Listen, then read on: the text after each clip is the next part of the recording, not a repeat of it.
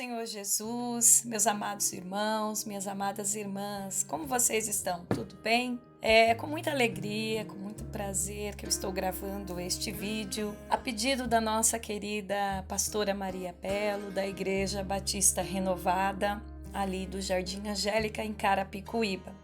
Ela me fez um pedido especial para gravarmos uma palavra para o grupo de mulheres ali da sua igreja. E eu disse para ela que ia fazer um vídeo. Este vídeo está indo para o meu canal ali no YouTube. Que vocês, todos, não só o grupo de mulheres da Igreja Batista, mas também todos possam aprender sobre as Escrituras. Esse é o intuito da gente estar gravando em vídeo para que todos possam receber a Santa Escritura. E por iluminação do Santo Espírito de Deus, eu gostaria de extrair com vocês algumas lições importantíssimas do livro do profeta Jonas. Foi a palavra que o Espírito Santo colocou no meu coração. Queria que você me acompanhasse na leitura, abra sua escritura no livro do profeta Jonas, um livro muito conhecido de todos nós. O texto da palavra de Deus nos diz assim no capítulo 1, versículos 1 e 2. Veio a palavra do Senhor a Jonas, filho de Amitai, dizendo: Dispõe-te, vai à grande cidade de Nínive e clama contra ela, porque a sua malícia subiu até a mim. Algumas lições importantes aqui do livro do profeta Jonas. Eu vou explicar um pouquinho, do fundo histórico, para que a gente possa aqui falar dessas lições preciosas aqui. O nome de Jonas significava pomba, né? Jonas era um profeta do Reino do Norte. A época de suas profecias vai ser uma época do reinado do rei Jeroboão II, mais ou menos no ano de 783 a.C. Lá em 2 Reis, no capítulo 14, versículos 25 a 27, nós vamos encontrar ali a função profética de Jonas. Inclusive, ele profetiza sobre Israel, que o território de Israel iria aumentar, enfim, haveria uma restauração territorial na época de Jeroboão II. E, de fato, historicamente, isso se cumpriu. Só para vocês se situarem na época em que Jonas profetiza, logo após Eliseu, já vem, então, o ministério de Jonas.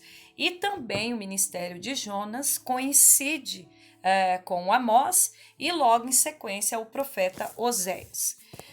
No fundo histórico, nós podemos dizer que Israel, Reino do Norte aqui, de forma específica, estamos falando do Reino do Norte, gozava de uma prosperidade econômica.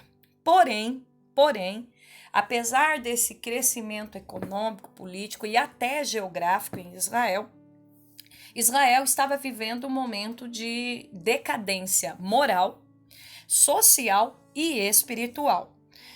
O contexto dos livros de Amós e Oséias vão nos relatar isso com maior precisão, mas eu não vou estar lendo nem explicando esse contexto de Amós e Oséias.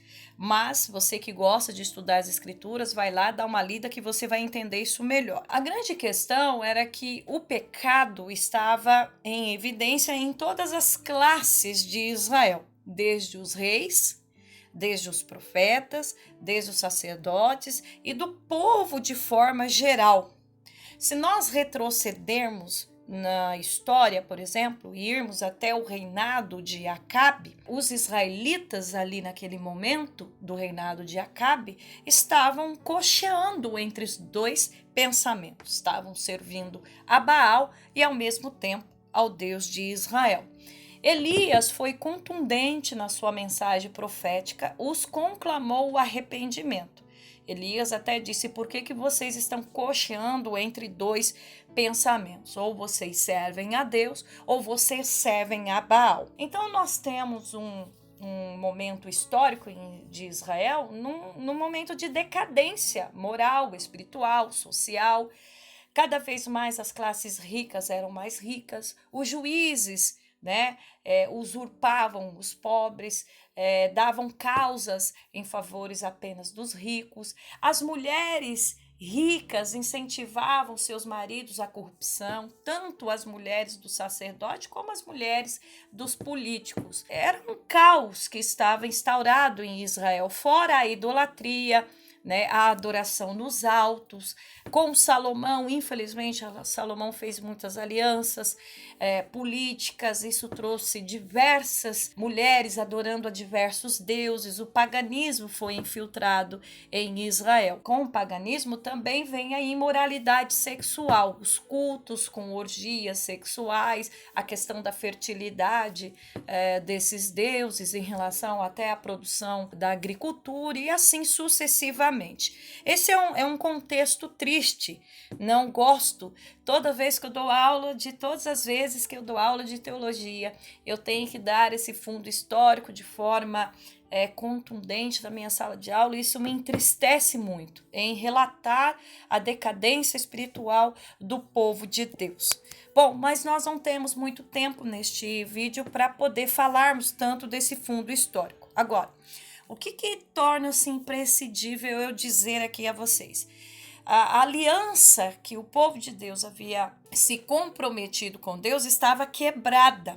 Lá no Monte Sinai, eles se comprometeram a obedecer, a viver os mandamentos, a ser o povo de propriedade exclusiva de Deus, sacerdócio real e nação santa.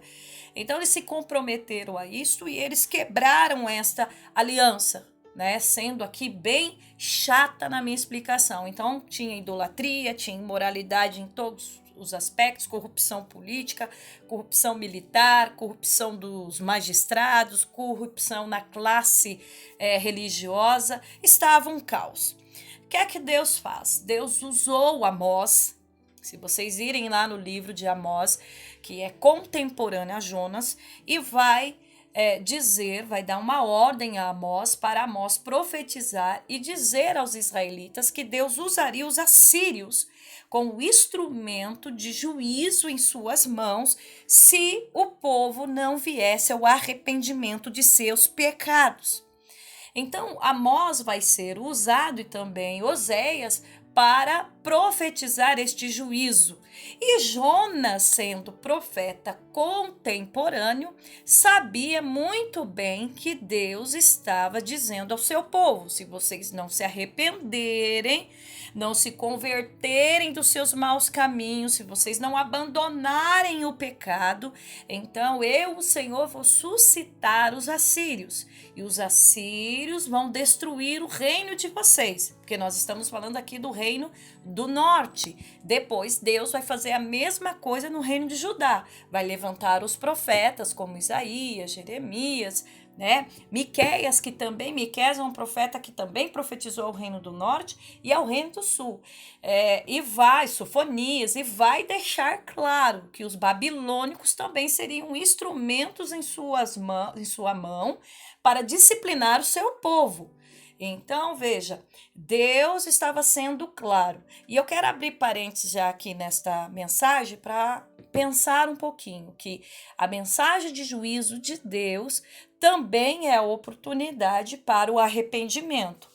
A mensagem da ira de Deus também é uma mensagem que vem com amor. A mensagem da ira de Deus também é uma mensagem que vem com misericórdia. Deus levantava os seus profetas e dizia o quê?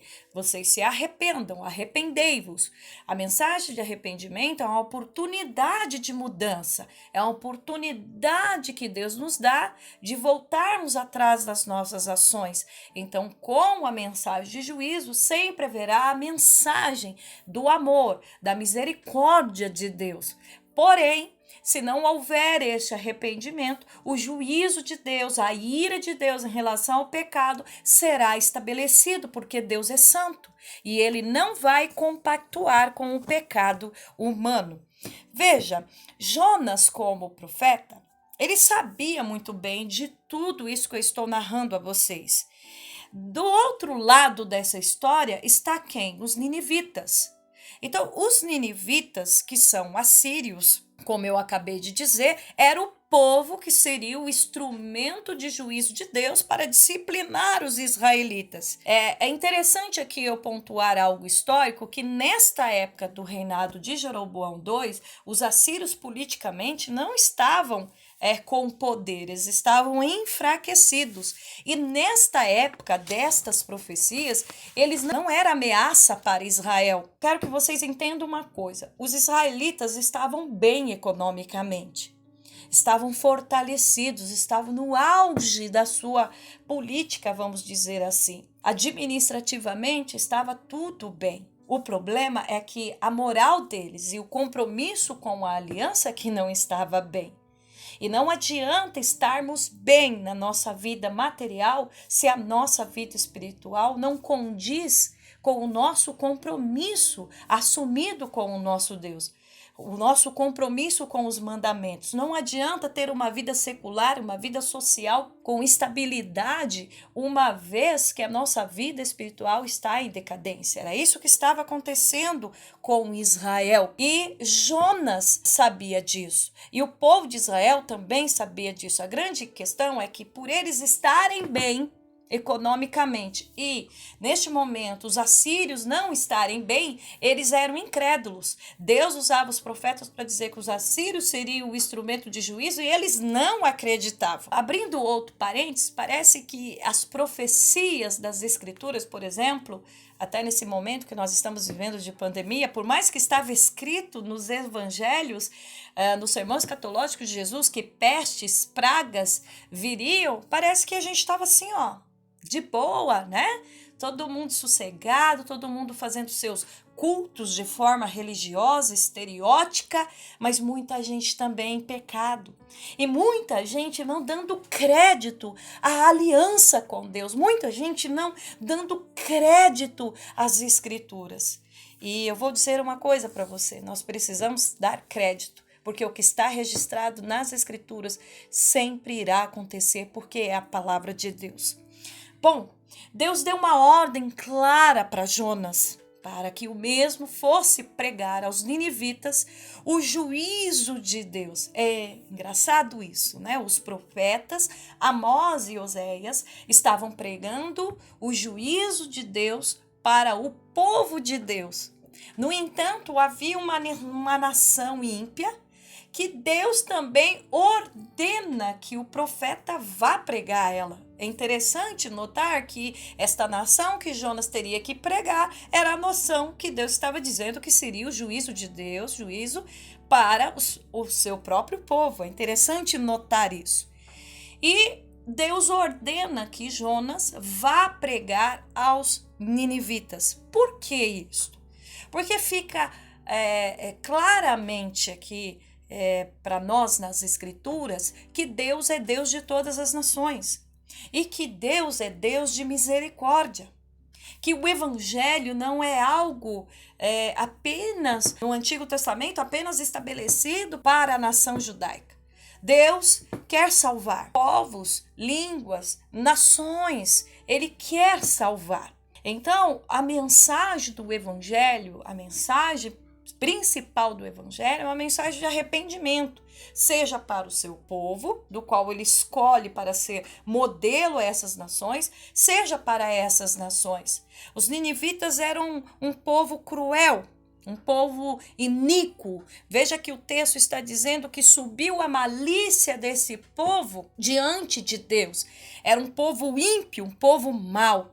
Em relação aos outros povos, quando eles levavam os outros povos em cativeiro, eles pegavam a língua dessas pessoas e retiravam pelo nariz, eles arrancavam a pele, pessoa viva, eles pegavam a espada e tiravam a pele desta pessoa, penduravam as peles nos muros de Nínive. Era um povo muito ruim, um povo promíscuo, um povo idólatra. Eles adoravam Assur como seu principal deus, mas eles tinham diversos deuses, eles adoravam a natureza, cada fenômeno da natureza para eles possuía um espírito. Então eles tinham o deus Sol, o deus Lua, o deus da estrela, eles tinham Dagon, que era o deus peixe. Qual era a missão de Jonas? Anunciar o juízo de Deus.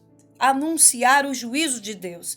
e anunciar ao mesmo tempo a disposição que Deus tem em perdoar.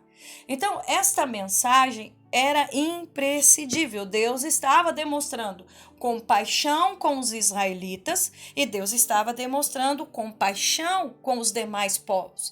Deus disse: vou trazer juízo aos israelitas, mas vou trazer juízo aos demais povos. Qual é a mensagem central para não passar pelo juízo? O arrependimento. No entanto, diferentemente de Amós e Oséias, eu quero que vocês prestem atenção nisso, Jonas se recusa a ir pregar aos ninivitas. Ele não quer pregar aos ninivitas. Vocês conhecem a história, não vou ficar lendo todos os capítulos porque eu quero extrair algumas lições aqui. Jonas, ele foge para Tarsis, na Espanha. Ele vai percorrer um caminho contrário de 4.365 quilômetros de distância da onde Deus tinha mandado ele ir. Deus mandou ele ir a Nínive e ele vai para Tarsis. E por que ele não quer ir? Provavelmente, conhecedor das profecias, como nacionalista nato, e por conhecer o caráter de Deus, o seu amor, a sua misericórdia, Jonas sabia muito bem que se ele pregasse o arrependimento aos ninivitas, a possibilidade de arrependimento seria enorme e Deus então não julgaria os inimigos do povo de Deus. Deus não julgaria os assírios, Deus não desceria sua ira sobre a cidade de Nínive. Jonas tanto conhecia o caráter de Deus, como também conhecia o caráter do seu povo. Jonas sabia que Amós e Oséias já estavam ali, aliás, antes, né? Elias, Eliseu, Amós, Oséias, Miqueias, que também é um contemporâneo desta época, todos ali no Reino do Norte. Fora os profetas anônimos, pregando ao seu povo. Só que o povo de Deus, por ser religioso, por acreditar que pelo fato de estarem no templo, cultuando a Deus, que eles eram separados por Deus, o povo de Deus, eles não se arrependiam. Eles conduziram uma vida com Deus de forma estereótica. Eles se intitulavam povo de Deus, mas eles não viviam como o povo de Deus. Jonas sabia que o seu povo tinha um coração duro.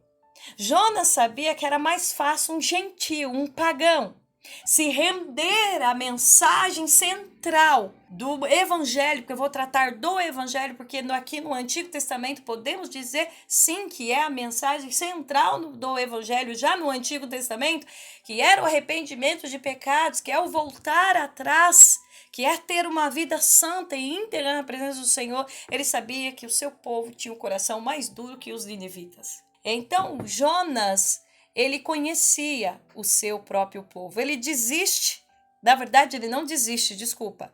Ele não vai, ele resiste à ordem de Deus. Ele não vai pregar, é um nacionalista nato. Ele quer que os assírios sejam destruídos pela ira de Deus. Deus diz assim a Jonas, versículo de número 2: Dispõe-te, vai à grande cidade de Nínive. Essa palavra no hebraico, dispõe-te, significa coloque o coração, Jonas. É aqui que começam então as nossas lições para esta mensagem. Deus convoca o profeta a colocar o seu coração na missão. A primeira lição que eu retiro daqui é o seguinte, que nós precisamos colocar o nosso coração na missão. Jonas, ele era profeta, mas nós percebemos claramente que o seu coração não estava inteiramente em Deus, não estava inteiramente na missão que havia recebido da parte de Deus. Nem mesmo Jonas, nem mesmo os israelitas, nem mesmo o povo de Deus, separado para o serviço a Deus, estava com o coração realmente voltado a Deus. Eles estavam divididos há muito tempo. Eles estavam divididos ao culto a Baal, eles estavam divididos com a sua vida social, eles estavam divididos com a prosperidade econômica. Eles pensavam literalmente, como diz o dito popular, no seu próprio umbigo. Eu. Deus tem que fazer o que eu quero. Nós somos o povo de Deus, então é só a gente fazer uma oração e Deus vai nos servir. É só a gente orar ou jejuar, nós vamos ter comunhão com Deus.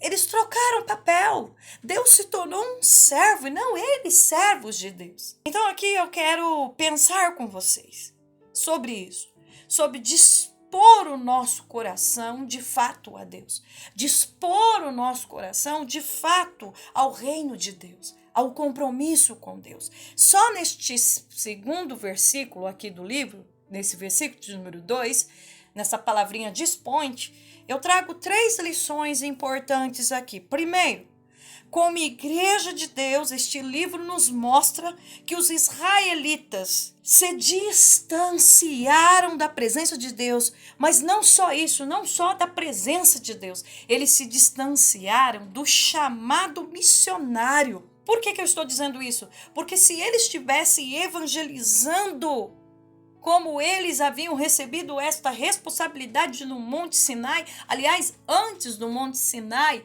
Deus disse para Abraão que iria abençoar todas as famílias da terra por intermédio da sua descendência. E isso não estava sendo cumprido, porque se estivesse sido cumprido a responsabilidade de Israel evangelizar os povos, mostrar aos povos que ia haver o único Senhor, a gente não ia ter uma cidade como de Nínive, tão degradante, tão pecaminosa, tão iníqua, tão longe da presença de Deus. Da mesma forma, isso está acontecendo nos dias atuais, minhas irmãs, meus irmãos. Eu sei que nós estamos atravessando uma pandemia, eu sei que tem um monte de gente pedindo para eu gravar mensagem para animar o povo. Olha, o meu povo, está precisando de uma mensagem porque eles estão desanimados diante da pandemia. Mas deixa eu falar uma coisa para os irmãos e para as irmãs. Até quando nós vamos ser meninos? Até quando nós vamos precisar de pessoas nos incentivando, nos trazendo mensagem de milagre, de vitória, que Deus vai resolver o nosso problema? Quando nós somos o povo de Deus, quando nós somos a igreja de Deus e quando nós é que temos responsabilidade de evangelização. Então, da mesma forma que aconteceu com Israel, está acontecendo conosco. Se a igreja estivesse cumprindo suas responsabilidades na aliança, na palavra, nos mandamentos, com as escrituras, a sociedade hoje estaria melhor. A proliferação do pecado. Por que está acontecendo essa proliferação do pecado? E por que nós estamos recebendo tantas pragas? Por que está acontecendo tantas calamidades? Por que tantas catástrofes na natureza? Será que isso não são sinais que Deus está dizendo à sua igreja, para a igreja despertar? Se nós estivéssemos evangelizando as vidas estariam transformadas. Nós não íamos ter bairros, cidades, estados entregues a essa pecaminosidade.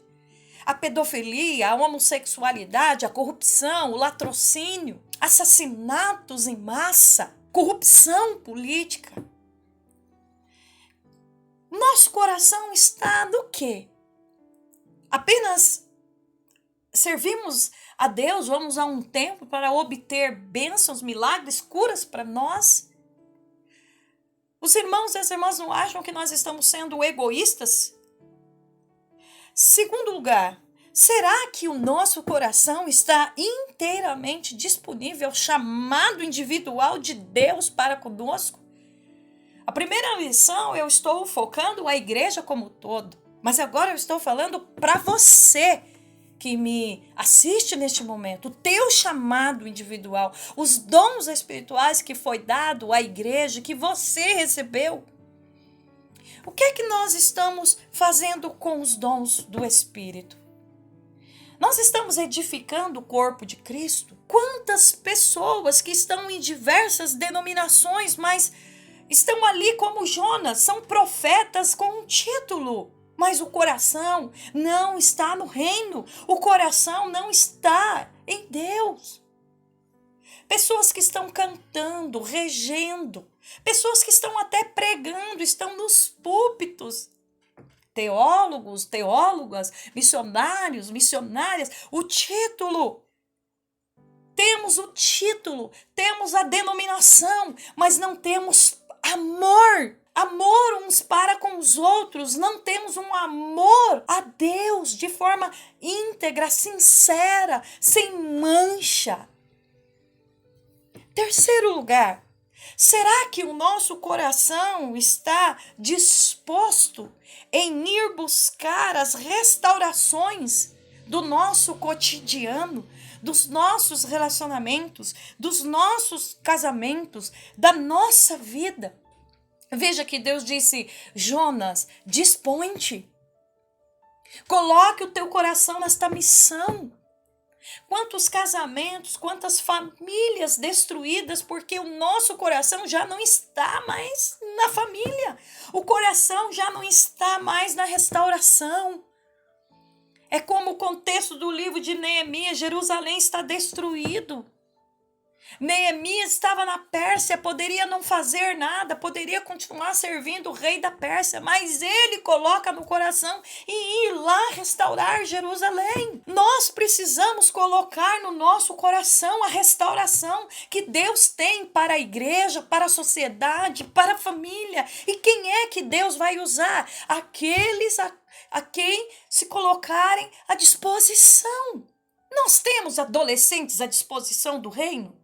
Nós temos jovens à disposição do reino? Se nós retrocedermos à história da igreja, nós vamos encontrar os morávios que oraram por 100 anos. E por 100 anos eles fizeram missões, jovens que renunciaram sonhos por conta da obra missionária.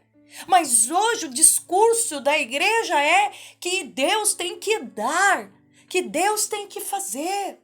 Nós mudamos o evangelho porque nós somos egoístas. Nós temos a titularidade de profetas, quando na verdade nós não agimos como profetas, assim como Jonas.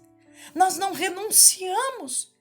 Nosso coração não está disposto. Tristemente, o que é que a gente vê aqui?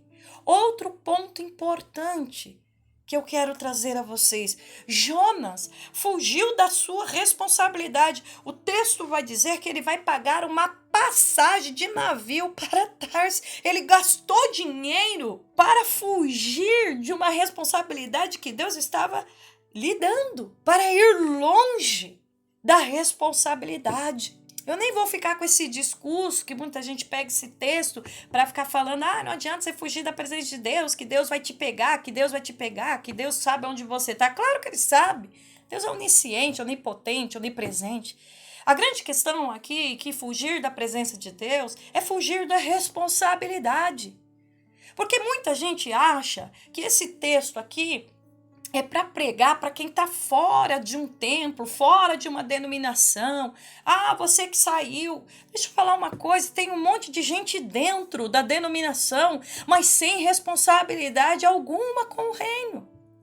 Tem muita gente que está dentro, tem muita gente com título de profeta como Jonas e muita gente irresponsável, fugindo das suas responsabilidades para com o reino de Deus. Tem muita gente vivendo em pecado, tem muita gente mentindo, fofocando, invejando, cometendo imoralidades sexuais, tem muita gente vivendo em corrupção e dentro, assim como os israelitas estavam vivendo isso. Tristemente, nós estamos vivendo uma geração irresponsável ao chamado de Deus.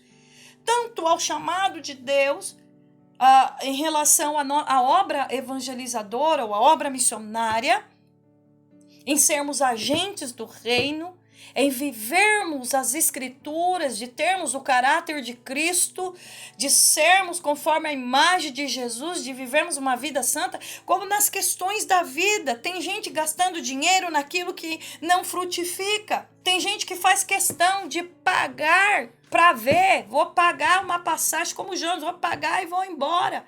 Gastando dinheiro naquilo que não vale a pena. Tem muita gente que não tem compromisso com o reino de Deus e tem gente fugindo literalmente das suas responsabilidades. Tem gente dizendo que se Deus não der a vitória, se Deus não fizer o milagre, se Deus não fizer isso na vida dele, ele não serve a Deus. Então é menino na fé, menina na fé. Um dos propósitos do livro aqui, do livro do profeta Jonas, é mostrar que Deus é misericordioso para perdoar seja quem for. Seja o povo dele, os israelitas, ou seja os ninivitas. E ao mesmo tempo mostra que o povo de Deus tem um coração muito endurecido. Deixa eu falar uma coisa aqui. Enquanto os ninivitas ouviram uma única pregação de Jonas dizendo, arrependei-vos, porque senão o juízo de Deus vai vir, eles se arrependeram. O rei de Nínive tirou suas vestes reais, colocou saco de cinza, proclamou jejum. Enquanto um ímpio ouviu a mensagem, se arrepende, volta atrás, o povo de Deus ouve a mensagem e continua com o coração endurecido. Quantas vezes Deus tem falado com você, minha irmã, com você, meu irmão? Quantas vezes Deus tem dito para nós sobre as nossas responsabilidades em relação às Escrituras? Nós estamos dando ouvidos? Será que estamos dando ouvidos? Outro ponto importante aqui. Jonas se sentiu frustrado pela missão recebida por Deus. Por quê? Porque não era o que ele queria.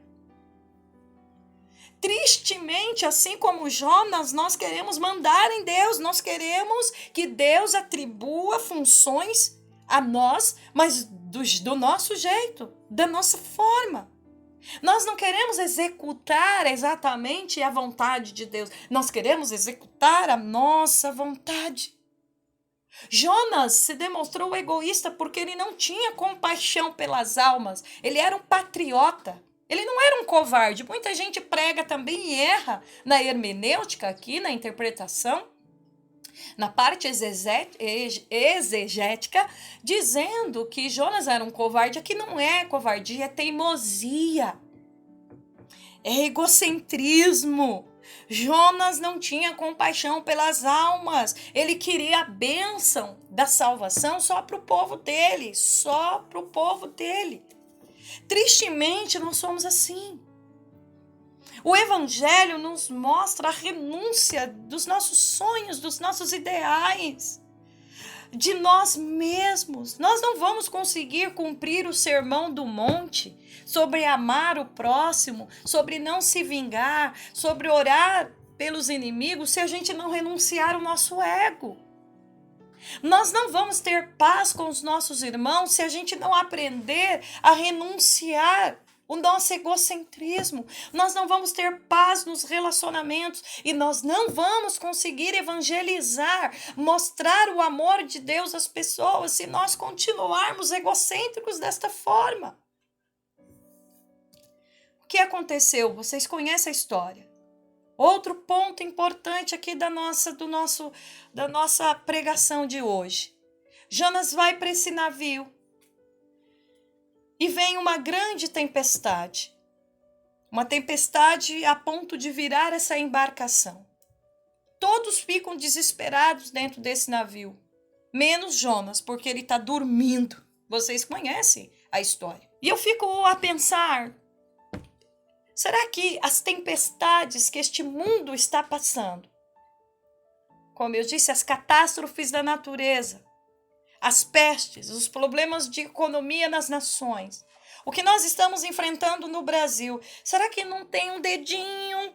Será que a gente não é capaz de reconhecer que a nossa falta de responsabilidade com o reino de Deus, com as Escrituras, tem trazido tempestade sobre a humanidade e que vidas estão correndo risco porque nós, a igreja, estamos faltando com a nossa responsabilidade?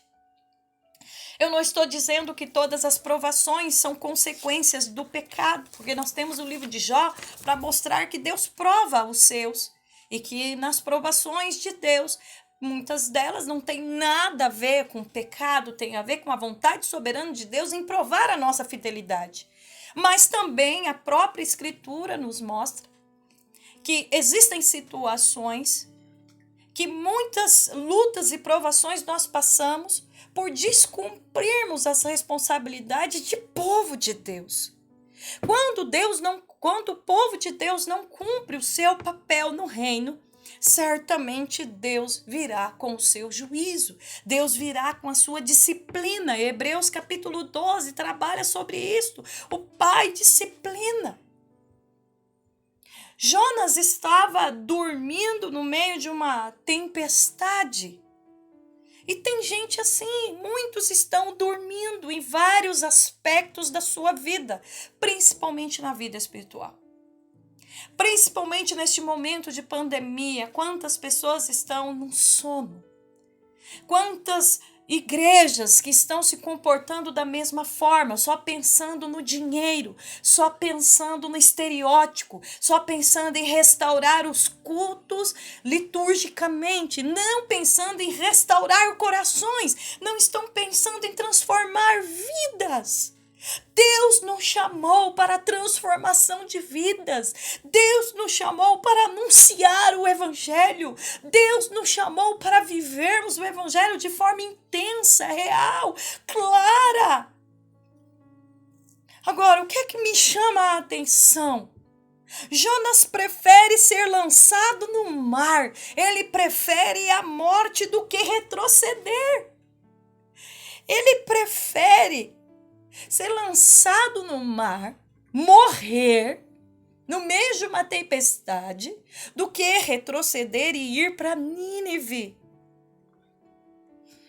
Jonas era orgulhoso, Jonas era teimoso, Jonas era um patriota. Meu Deus! Ao invés de mudar de atitude, ele preferiu mudar de endereço. Ele era ortodoxo. Ele parecia ser um crente moral, um crente certo, mas na verdade ele tinha coração duro, porque ele preferiu mudar de endereço, ele preferiu ir para Tarsis, ele preferiu ir para a morte, ao invés de mudar de atitude.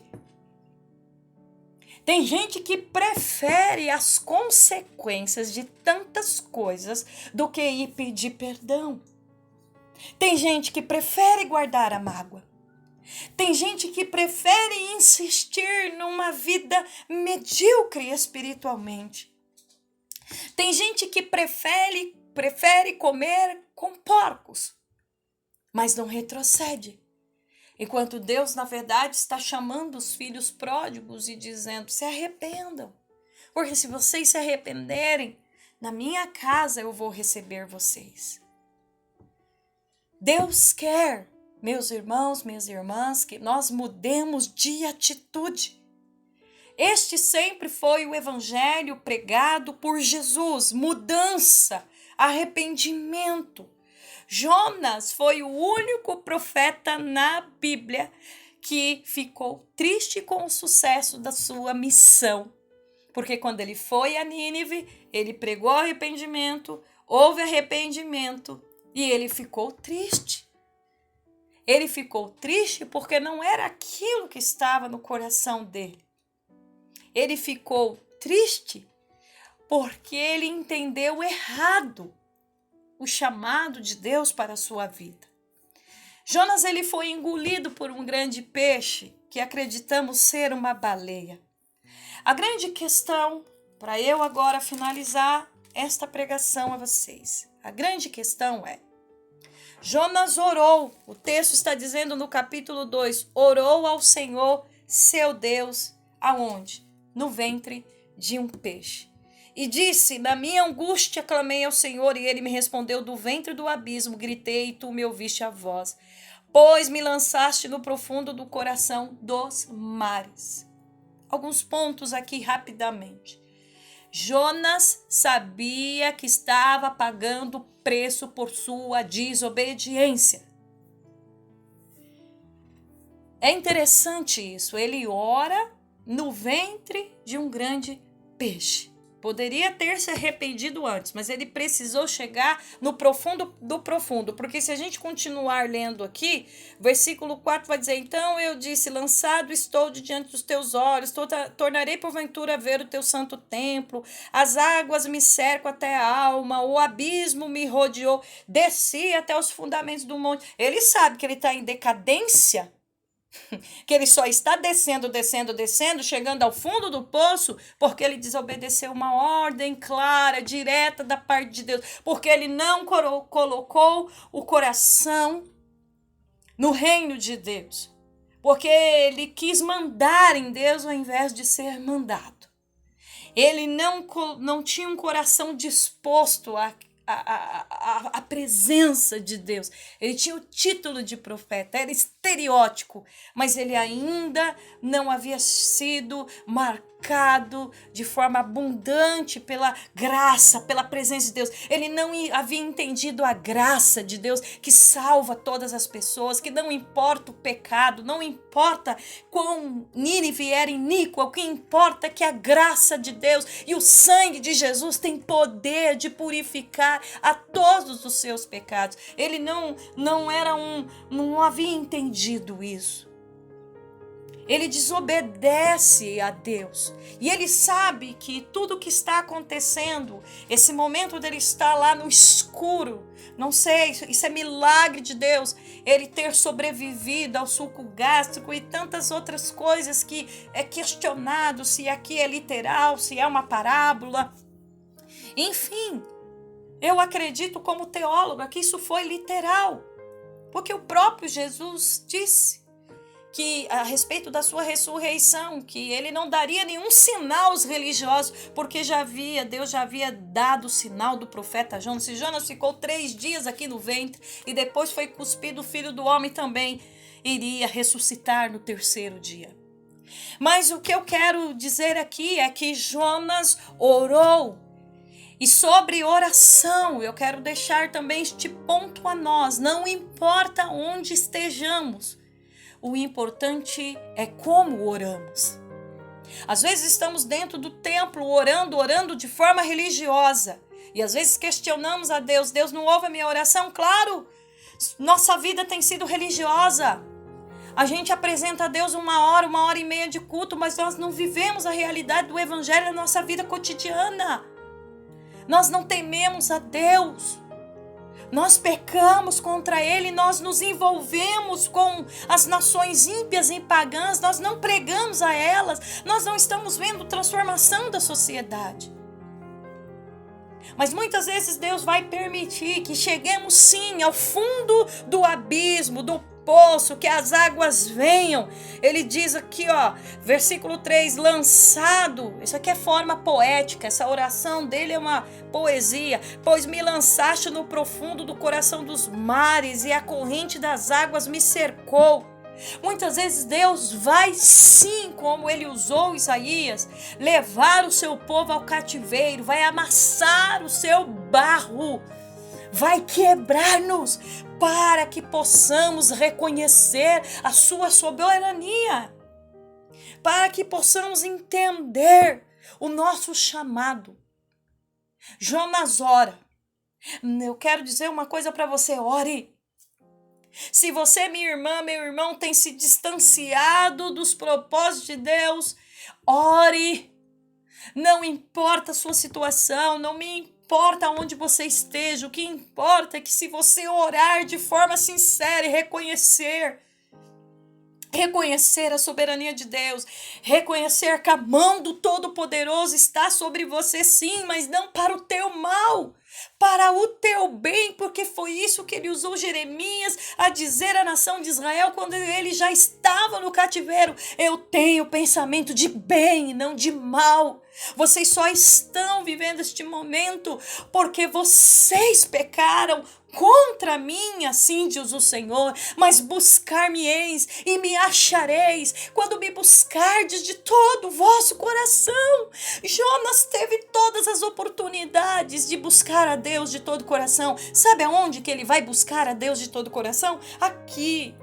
no ventre de um grande peixe, no abismo, no profundo. Ele fala no versículo 6, desci até os fundamentos do monte, desci até a terra, cujos ferrolhos se correram sobre mim para sempre. Contudo, fizeste subir da sepultura a minha vida, ó Senhor Deus meu. Quando dentro de mim desfalecia a minha alma, eu me lembrei do Senhor e subiu a ti a minha oração no teu santo templo. Ele está chamando o ventre do peixe de santo templo de Deus. Está na hora de orarmos.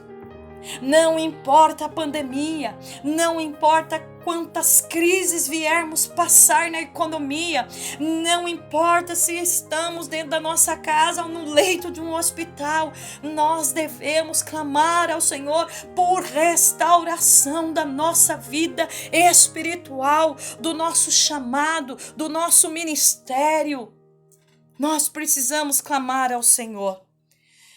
O texto vai dizer que Deus respondeu à oração de Jonas e o peixe o cuspiu.